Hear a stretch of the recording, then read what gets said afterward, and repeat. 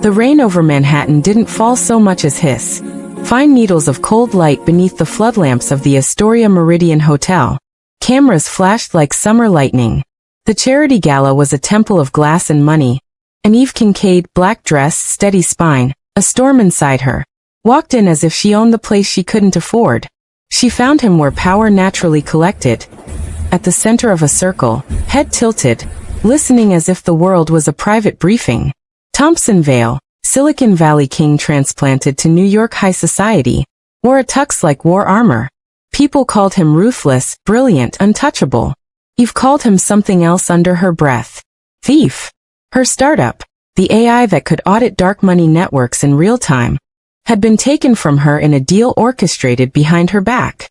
A protective acquisition, her lawyer said. Protective for whom?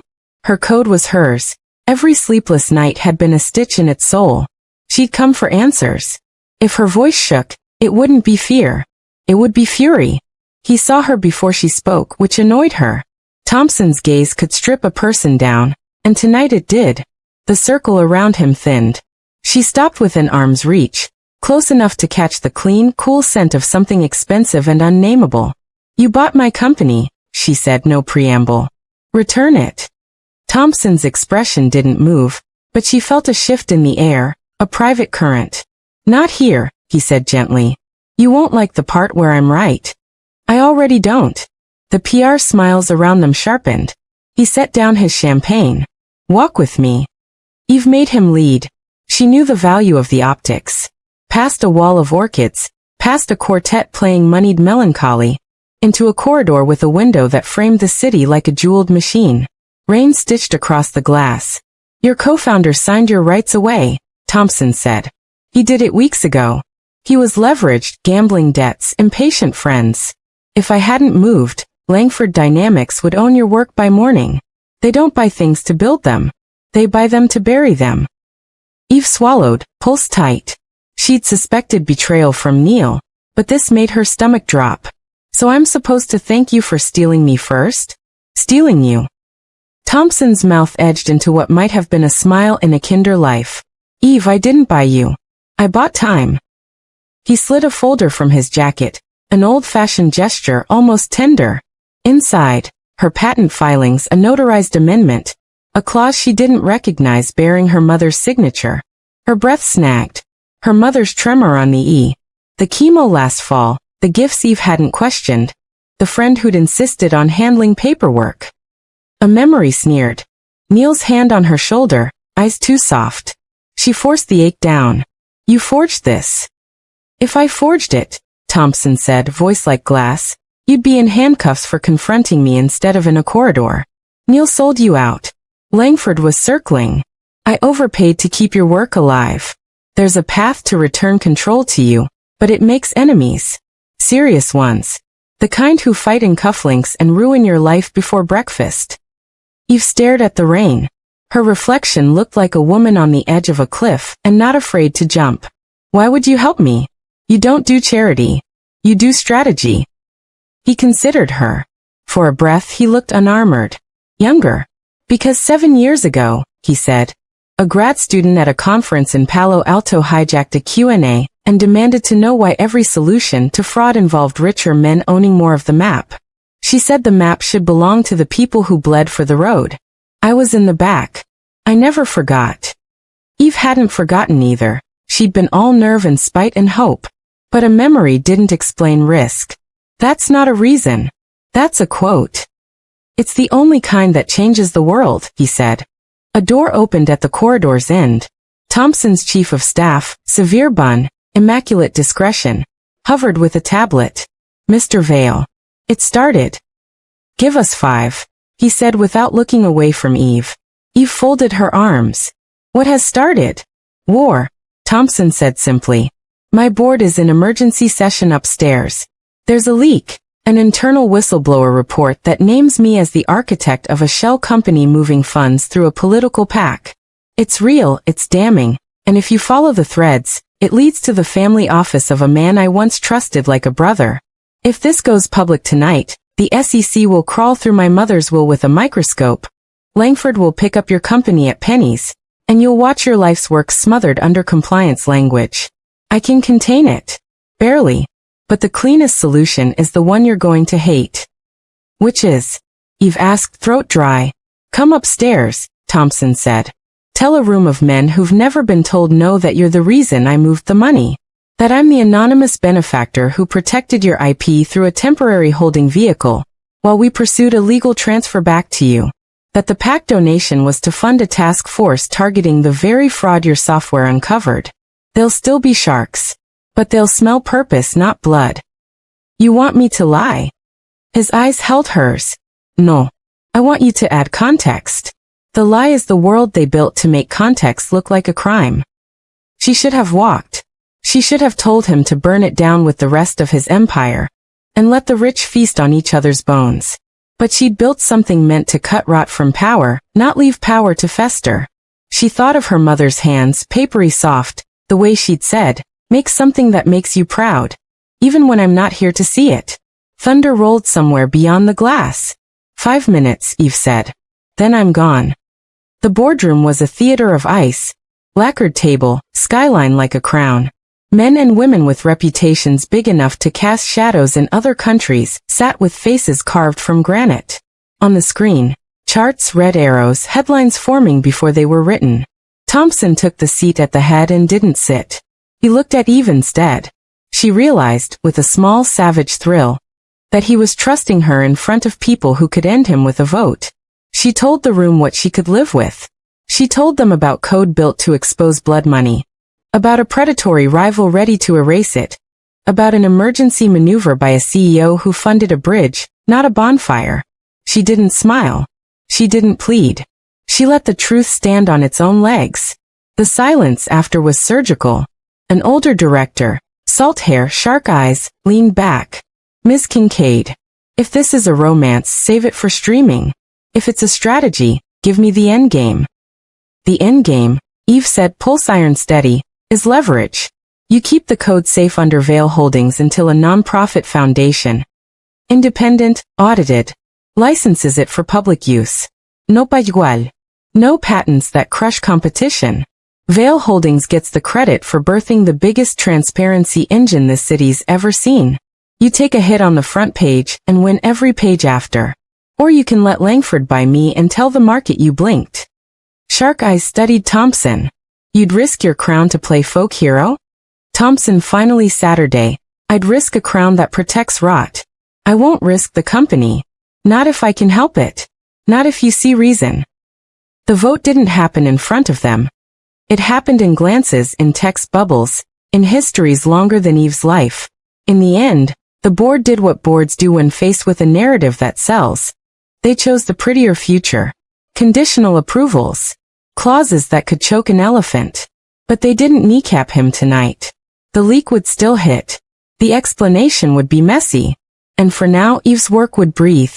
Outside the boardroom, the corridor felt thinner. Eve leaned against the glass and closed her eyes. Thompson's reflection joined hers. Two ghosts in a city that ate the living. You were terrifying, he said softly. You were smart, she returned, not opening her eyes. It's almost the same thing. Not always. He hesitated. Your co-founder, there's more. Of course there was. The night had the greedy appetite of a casino. It wanted everything. Say it. The gambling debts weren't random. They were bait. Langford wanted you desperate enough to sell. When you didn't, he went around you. We have proof, messages, a trail. We'll take it to the U.S. attorney in the morning. It will be loud. Eve laughed, unexpected and a little wild. So your pitch is, help me save my company, then watch me torch a rival, then enjoy federal headlines with a side of character assassination. My pitch, Thompson said, is you fight better than most men I know. I have resources. Let's choose where we bleed. The elevator dinged. It opened to reveal the person she least wanted to see and most expected. Neil. Pale, sweating, tugging his cuff like a child caught with a match.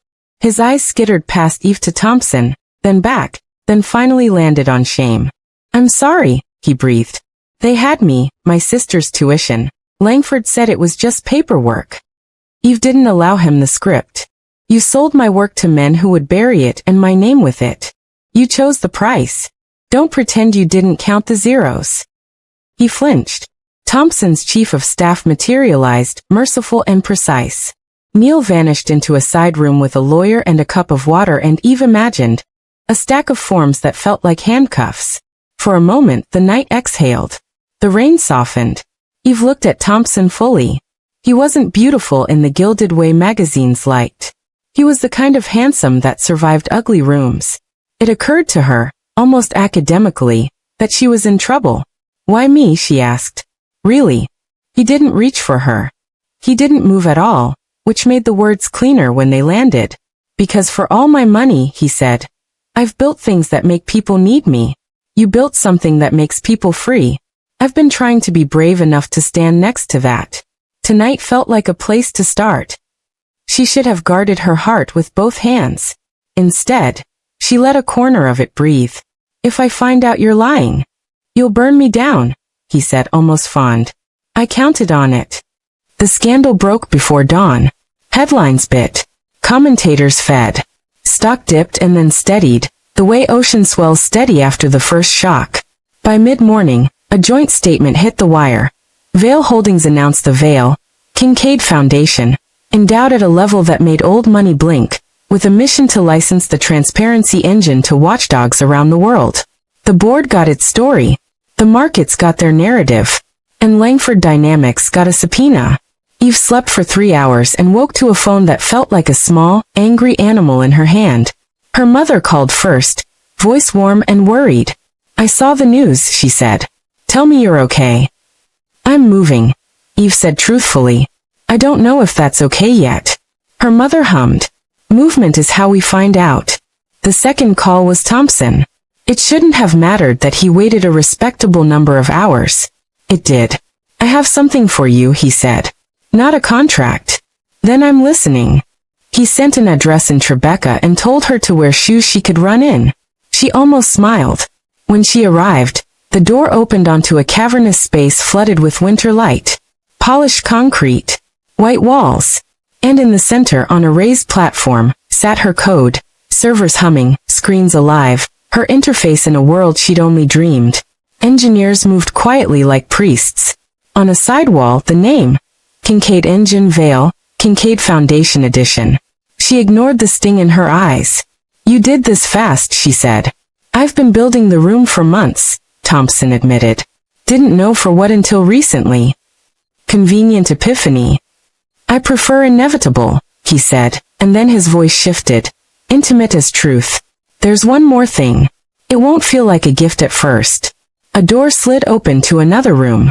Inside, a desk, a leather chair, a box with a brass latch. He opened it and took out a stack of letters. The handwriting on the top one punched the air from Eve's lungs. My father, Thompson said quietly, wasn't noble. He was inventive. These are deals from a decade ago. The money that seeded my earliest fund didn't all come clean. If we go forward with the foundation, my past will be dredged. I can bury this. I can burn it. Or I can give it to the only person I trust to decide what to do. You. Eve touched the top letter. Paper whispered. If I publish these, they ruin you. They free the parts of me I've been paying to keep quiet, he said. They might also free men worse than me if the cases collapse. That's the sting. You built a sword sharp enough to cut all the way through. Sometimes it cuts the hand that guides it. If you can't live with that, stop now. Work stays safe. Story stays pretty. This, she realized, was the cliff again. What did integrity cost? The room felt like a chapel. Memory unspooled. Her own younger voice in that Palo Alto Q&A. The map should belong to the people who bled for the road. She took a breath that tasted like metal and rain. I won't burn you, she said. Not for sport. Not for headlines. But I won't carry your secrets either. We build a process. Independent counsel. A timeline. We disclose what hurts and protects the most people. And you stand there when it hits. He nodded like a man receiving sentence and relief in the same breath. Deal. They didn't kiss then. Not in the room with the server hum and the letters of a father's sins. They shook hands like partners, and something moved between their palms that had nothing to do with commerce. Weeks turned into a new weather. The foundation launched. Watchdog groups in Sao Paulo, Lagos, Prague, and Seoul tested pilot versions. A senator who'd never expected to be vulnerable announced a sudden retirement, to spend more time with family. A tech blog that lived to sneer wrote, with reluctant respect, that Vail had become the rare billionaire who used power to make himself less necessary. Markets, being markets, rewarded contrition packaged as innovation. Langford discovered the price of betting on the wrong code. Indictments, depositions, a freeze that chilled like winter over a green pool. Neil pled to a lesser charge and disappeared into the humble anonymity of consequence. Eve visited him once for closure, and left with the quiet certainty that not every ending needed to be poetic. And somewhere in the seams of the days, the way a song becomes a soundtrack, even Thompson found a rhythm. It wasn't simple. She hated his security protocols until the first credible threat arrived and she didn't. He annoyed her with meetings that had no oxygen. She annoyed him by insisting they open the windows anyway. He showed her the city from rooftops that made her stomach drop. She showed him a cramped queen's kitchen where her mother taught him to salt a stew by ear. The night they became an us was not dramatic.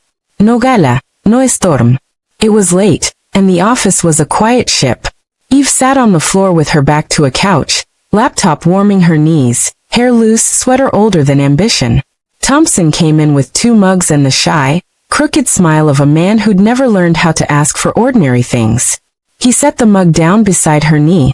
"You always look like you're about to win." "I always look like I'm about to fight," she said. "Same thing when it's you." He sat shoulder to shoulder. The city's hum pressed its ear to their windows. "Eve." She turned. Something in his face, unguarded, hopeful, afraid, was more dangerous than any boardroom vote. He didn't give a speech. He didn't promise forever. He said simply, "Stay." She did. He kissed her like a man who finally understood that surrender could be a kind of victory. She kissed him back like a woman who'd spent a lifetime holding the line, and decided to cross it on her own terms. It wasn't a fairy tale. It was better.